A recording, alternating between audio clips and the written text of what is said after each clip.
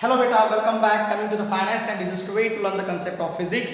और बेटा आज हम बात करने वाले हैं एसएचएम का एक बहुत ही खूबसूरत सा कंसेप्ट। हम लोग बात करेंगे टनल थ्रू अर्थ। अगर बेटा ऐसा हो गया ना तो जर्नी बहुत आसान हो जाएंगी।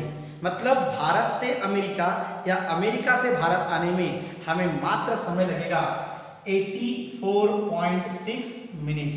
इतने समय में हमारी जर्नी कंप्लीट हो जाएगी। मतलब 42.3 मिनट्स में भारत से अमेरिका जाना और इसी समय में वापस आना, टोटल समय लगेगा जर्नी का 84.6 मिनट्स। लेकिन कब? जब हमने अर्थ के अंदर टनल को खोदा। तो बेटा आज जो हम आर्टिकल पढ़ रही है एसएचएम का, बहुत ही बढ़िया सा कंसेप्ट है कि टनल थ्रू अर्थ। तो आओ देखते हैं इस कंसेप्ट को, ये कंसेप्ट क्या कहता है। आर्टिकल का नाम है टनल थ्रू अर्थ। हमें अर्थ में से टनल को पास करना है। अब ये जो आर्टिकल बेटा दो केसेस में एप्लीकेबल है जहां पे टाइम सेम निकलेगा। मतलब उस टनल में से अगर हमने एक पार्टिकल छोड़ा, तो वो पार्टिकल एसएचएम परफॉर्म करता है। Is it clear? और उसका हमको टाइम पीरियड निकालना है। बहुत ही खूबसूरत सा कंसेप्ट है। बड़ा ध्यान दो, मान लो ये अर्थ है, ये इसका सेंटर है, ओके। और मैंने ना टनल को इसके सेंटर में से पास किया, इस तरह से एक मैंने टनल को इसमें से पास किया। Is it clear? बस यहां से आपको जंप करना है, नीचे आना है, फिर आप ऊपर जाएंगे, एसएचएम परफॉर्म करेगा। यहां से नीचे जाना और फिर ऊपर आना, टोटल समय लगेगा 84.6 मिनट्स।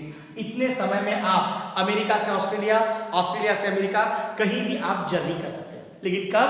जब आप अर्थ में से टनल पास करेंगे। तो यहां पे देखो बेटा, टनल मैंने अर्थ के सेंटर में से पास किया।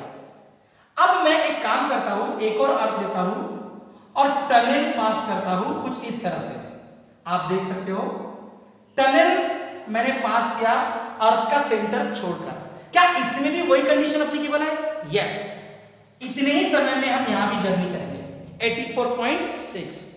Is it clear? या फिर हम लोग ऐसा भी कर सकते हैं, हमने ये अर्थ लिया और हमने टनल ऐसी पास किया। Is it clear? या फिर हमने टनल ऐसी पास किया, या फिर हमने टनल को इस तरह से पास किया। टनल आप कैसा भी पास करो, it can pass through centre of earth या it may not pass through centre of earth. दोनों केसेस में ये कंसेप्ट एप्लीकेबल है। 84.6 मिनट्स का जर्नी होगा। ठीक है? तो बेटा आज के इस वीडियो में हम लोग दोनों चीजें देखने वाले हैं। हम लोग टनल को सेंटर ऑफ अर्थ में से पास करेंगे, हम टनल को ऐसा भी पास करेंगे, और दोनों आर्टिकल में आपको समझाने वाला हूं। बट ये थोड़ा सा आसान है, तो पहले हम लोग सेंटर ऑफ अर्थ में से पास करेंगे और बाद में it may not pass through centre of earth. तो आओ बच्चों देखते हैं कि टनल को अर्थ के सेंटर में से पास किया तो एसएचएम कैसे परफॉर्म करता है। देखिए बेटा, बहुत ही सुंदर सा आर्टिकल है। मैंने वापस देखो यहाँ पे आपके सामने अर्थ लिया हूं, ये अर्थ का सेंटर है और इसके सेंटर में से मैंने टनल पास किया। बड़ी सी सुरंग मैंने इसके अंदर खोद दिया। Is it clear? आप देख सकते हो ये इसका सेंटर ऑफ अर्थ। समझ में आ रहा?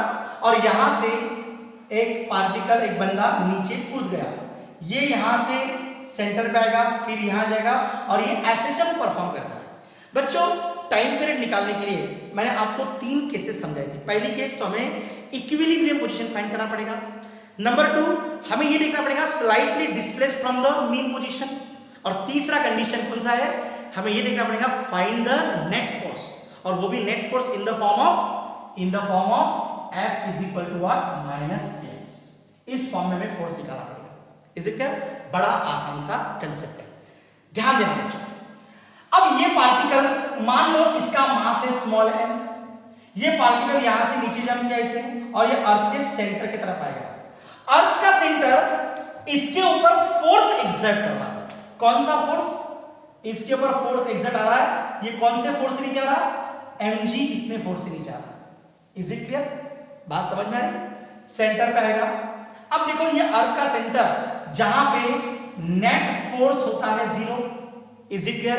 क्योंकि अर्थ के सेंटर पे ग्रेविटी कितनी होती है? 0।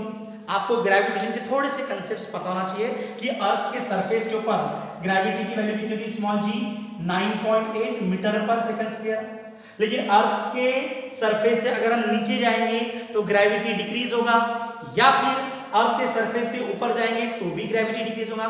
थोड़ा सा आपको ग्रेविटेशन का बेसिक्स पता होना जरूरी है, ठीक है बेटा। अब ध्यान दो, अब यहां पे देखो, ये इस बॉडी को, इस पार्टिकल को ये सेंटर ऑफ अर्थ एक फोर्स लगा के नीचे खींचेगा।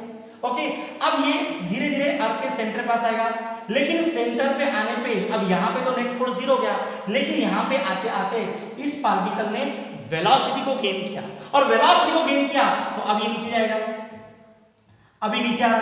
अब जैसे जैसे नीचे जाएगा ना बेटा, तो इसकी वेलोसिटी डिक्रीज होगी, कम कम होते हुए यहाँ पे 0 आएंगी, लेकिन अब फोर्स लगेगा ऊपर के डायरेक्शन में।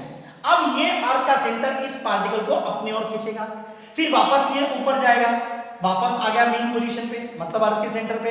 मतलब यहाँ पे आने पे वापस वेलोसिटी मैक्सिमम हो गई क्योंकि इसने वेलोसिटी गेन किया। फिर ये ऊपर जाएगा, इसकी वेलोसिटी कम होगी और सेंटर उसको वापस नीचे खींचेगा। मतलब समझ रहे हो क्या हो रहा है? यहाँ पे पार्टिकल क्या कर रहा है, ऊपर नीचे कर रहा है, मतलब एसएचएम परफॉर्म कर रहा है। बच्चों आपको समझ में आ रहा? Very simple. पार्टिकल यहां से, मतलब फॉर एग्जांपल, अब ये तुम्हारी कौन सी कंडीशन होगी, ये होगी तुम्हारी इक्विलिब्रियम पोजीशन। ओके, और यहां पे, यहां से मीन से आपका particle extreme, extreme to mean, mean to extreme, extreme to mean, SHM perform कर रहा है। ओके, और जब पार्टिकल एसएचएम परफॉर्म करता है तो उसका time period t = 2 pi under root में स्मॉल m/k, हमें k को फाइंड आउट करना है बच्चों, और हमें जो फोर्स निकाली वो फोर्स F = -kx के फॉर्म में निकालनी है। Is it clear? चलो आओ देखते हैं बेटा। तीन पोजीशंस, तीन चीजें हमें स्टडी करना है। नंबर 1, पहली कंडीशन देखना आपको, find equilibrium position. Number 2, slightly, SLIGHTLY, slightly displace from mean position. कितना डिस्प्लेस? स्लाइटली डिस्प्लेस x इतना आपको मीन से डिस्प्लेस करना है। ओके, तीसरी कंडीशन हमें फाइंड आउट करना है बच्चों, find net force, find net force, और वो भी इन the form of F = -kx, F = -kx के फॉर्म में आपको फोर्स को फाइंड आउट करना है। तो बेटा ये तीन स्टेप्स पे आपको काम करना है, ठीक है। चलो मैं वापस से यहाँ पे अर्थ ड्रॉ करूंगा, देख सकते हो आप, मैंने एक अर्थ लिया और इस अर्थ के बिल्कुल सेंटर में से मैंने एक टनल को पास किया, एक बड़ी सी सुरंग मैंने इसके अंदर खोद दिया, जिसे हम लोग टनल बोलते हैं। ये इसका centre of earth. Is it clear? देखो बड़ा आसान सा कंसेप्ट है।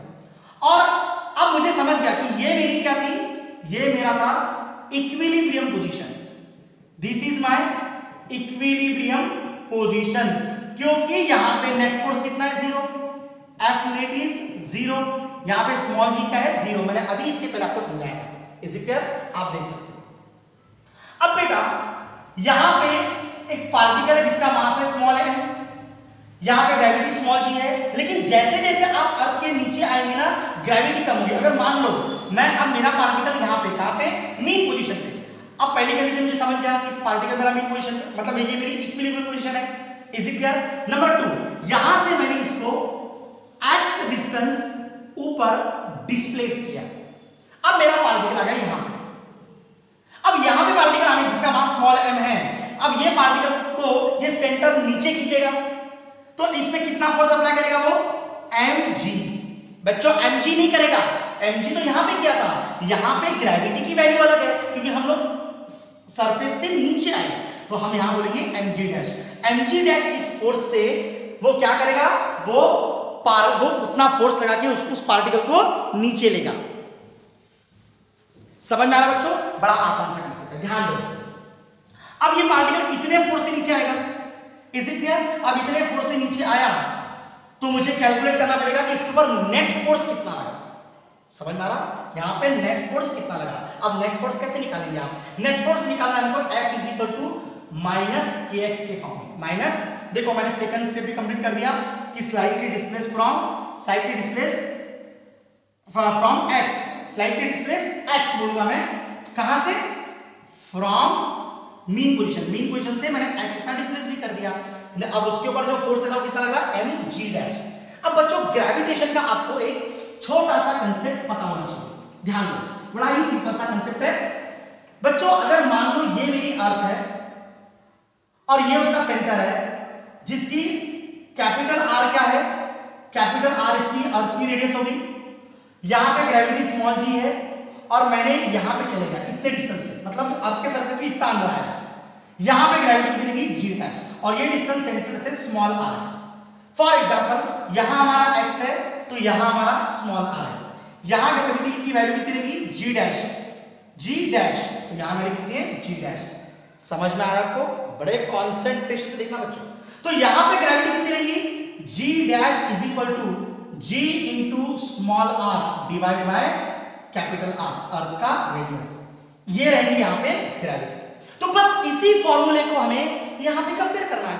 तो यहां पे कितना रहेगा, यहां पे आपका आएगा g dash into is equal to g into, यहां स्मॉल आर है तो यहां डिस्टेंस कितना है, x divide by what, radius of earth, तो g dash is equal to what, g x by r, g x by r, that's it.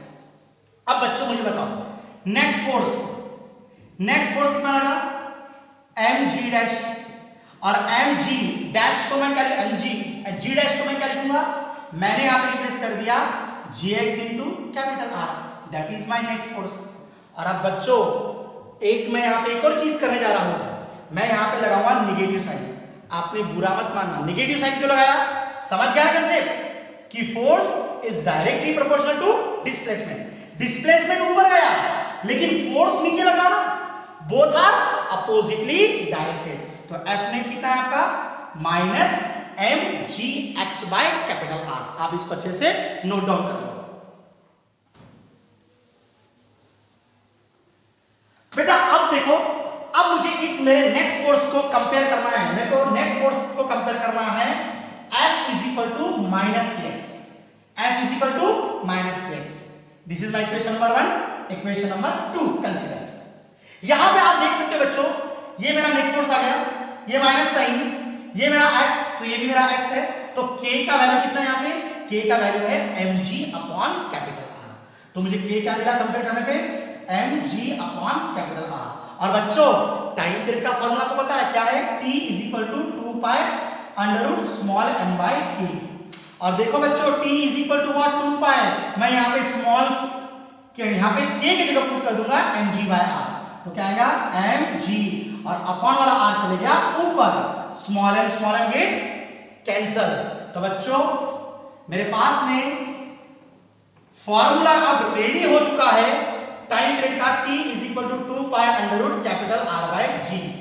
और थोड़ा सा आपको ग्रेविटेशन पता होना जरूरी है क्योंकि अर्थ की रेडियस कैपिटल R 6400 किलोमीटर और स्मॉल g का वैल्यू कितना है 9.8 मीटर पर सेकंड स्क्वायर। ये दोनों वैल्यूज आप इसके अंदर पुट अप करोगे, इसको आपको कन्वर्ट करना पड़ेगा स्मॉलर यूनिट्स में, ओके।